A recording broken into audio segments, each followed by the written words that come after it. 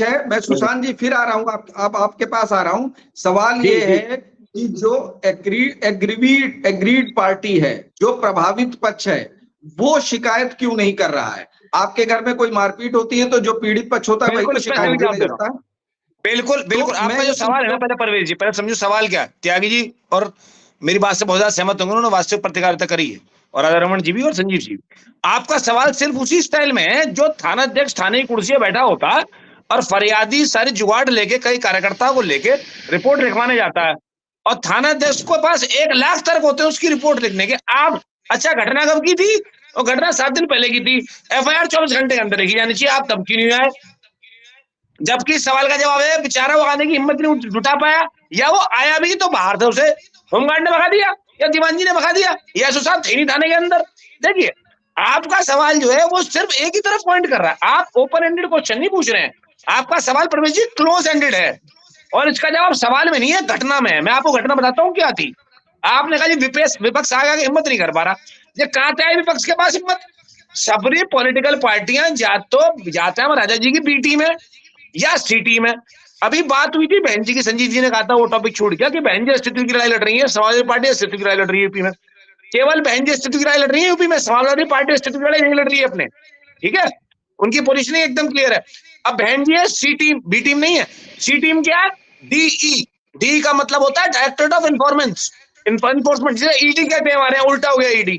तो बहन जी कहाँ लड़ रही है? बहन जी की जगह ईडी लड़ रहे हैं यहाँ, क्या बात है समझिए। दूसरी बात, एक आदमी को इतना मारो, राहुल गांधी से मेरी पर्सनल बात पिछले 1.5 से 2 साल से हर 20-25 दिन के बाद अंतराल पे हो रही है। मुझे अच्छी तरह से वो दौर याद है जब उनके घर पे उनका मकान खाली कराया गया था, सारे फोन नंबर सारा सिस्टम उधार के फेंक दिया जब उनके ऊपर कार्रवाई हुई। जब अपने घर पे बुलडोजर चलता है, जब अपने घर पे कार्रवाई होती है, तो ये भुक्तभोगी व्यक्ति जान सकता है उस बात को क्यों, किसके पास जाए और कौन सा मुद्दा उठा और कहां जाकर रोए। रही बात खुल के नहीं कह पा रहे थे राधा रमन जी, मैं खुल के कहता हूँ, ये चाहे सीबीआई हो, चाहे ईडी हो, चाहे सुप्रीम कोर्ट हो, चाहे चुनाव आयोग हो, ये सब राजा जी के तोता है। 10 साल क्लियर मेजोरिटी तो गवर्नमेंट रही है, क्लोजियम इस्तेमाल करके सुप्रीम कोर्ट में सब जगह अपने आदमी बैठाए हैं, सबरो सिस्टम एक करेगा को बोले हो राजा जी के खिलाफ। और जब एटीएमएच आएगा तो मोदी, जब एटीएमएच की रील चल रही है पिछले 2.5 साल अंदर, एटीएमएच की रील तुम कछु कर ले हो, डरा रहे तुम कछु कर ले हो, आऊंगा तो मैं आके नाच मार दूंगा, संभल के नहीं हो। अभी परसों का भाषण देख लो, कहा है परसों का भाषण ये है, ज्यादा मत बोलो, ज्यादा मत बोलो, ज्यादा मत बोलो, मेरा नाम राजा जी है, मैं अपनी पर आ गया तो 7 पीढ़ियों की पुस्तक खोल दूंगा। ये कहा है इंडिविजुअली स्पीकर ने धमका रहे जिनको खिलाफत करे, सबन तो ऊपर वाले लिस्ट में हमारे नाम है। इतने बड़े डंडन के बाद लोगों के सामान घर अंदर फेंक दिए गए हैं, बुलडोजर तोड़े गए हैं, पूरे 10 साल में भयो का देश में। जब विपक्ष से खत्म करो, विरोधी ने खत्म करो, पिकासेस लगाए थे।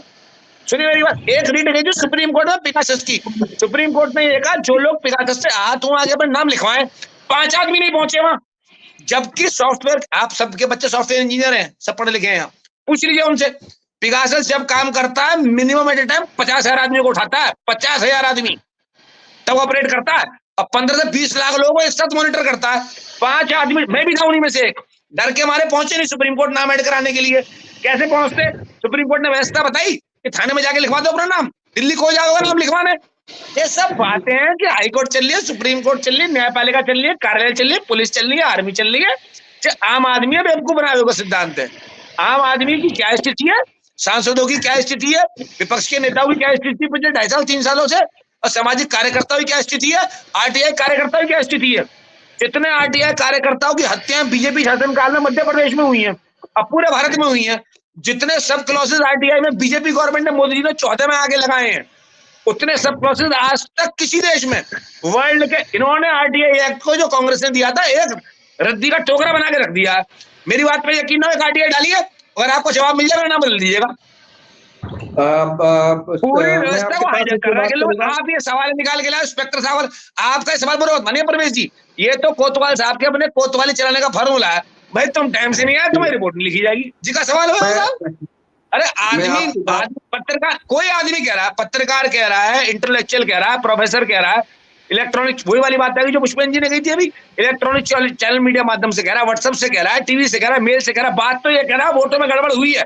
आप उसका जवाब देना कि वोटों में गड़बड़ कहां हुई है, क्यों हुई है, कैसे हुई है, उस पर ध्यान दें। आप तो ये कह दीजिए इलेक्ट्रॉनिक माध्यम से डिबेट हो रही है, उस पर गड़बड़ बताई जा रही तो गड़बड़ नहीं मानी जाएगी। अरे किसे गड़बड़ मानेंगे आप? आप ये चाहते हैं 2.5 करोड़ देश की जनता संसद भवन में घुस जाए और बवाल काट दे और विद्रोह कर दे, उसको मानेंगे? हाँ साहब, आप वोटों में गड़बड़ हुई है। देखिए गड़बड़ हुई है पूरे देश को पता।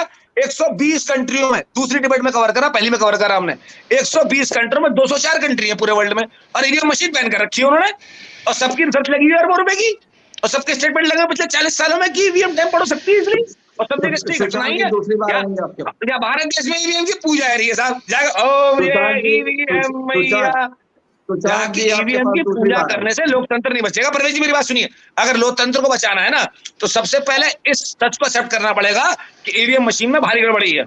ये पहला फैक्ट है, and it can easily be implemented. और ये मैं नहीं कह रहा हूँ, ये मैं नहीं कह रहा हूँ, 125 देश कह रहे हैं भारत के, दुनिया के 125 एक्सेप्ट कर चुके हैं, उनके सुप्रीम कोर्ट में निर्णय है, सारी सॉफ्टवेयर रिसर्च लगी हुई है, पैनलों की एक्सपर्ट लगी हुई है।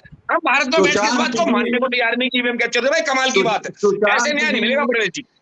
परवेज जी ऐसे थाना तो चल सकता है नहीं, देखिए थानाध्यक्ष का थाना तो भबड़े चल सकता है इन विचारों से, कोतवाली भबड़े चल सकती है, लेकिन भारत देश नहीं चल सकता इन विचारों। मैं भी चाहता हूं सुशांत जी, दरअसल दिक्कत ये होती है कि आप शुरू करते हैं फिर हम लोगों की बात नहीं सुनते हैं। कोई बात नहीं, ये भी स्वागत है, ये स्वागत है, इससे कोई हमें गुरेज नहीं है। मैं अभी ये दूसरी बहस शुरू हो जाएगी। एक फिल्म आई थी बड़े मियां छोटे मियां, कहते रहे एक शुरू होता है तो खत्म होने का नाम नहीं लेता, दूसरा शुरू नहीं होता खत्म हो जाता है। कोई बात नहीं, कोई बात। दूसरे सवाल ये है, सवाल जो आपने ईवीएम का छेड़ा, इस पर तो बात बाद में हो जाएगी। मैं ये मेरे सवाल हमेशा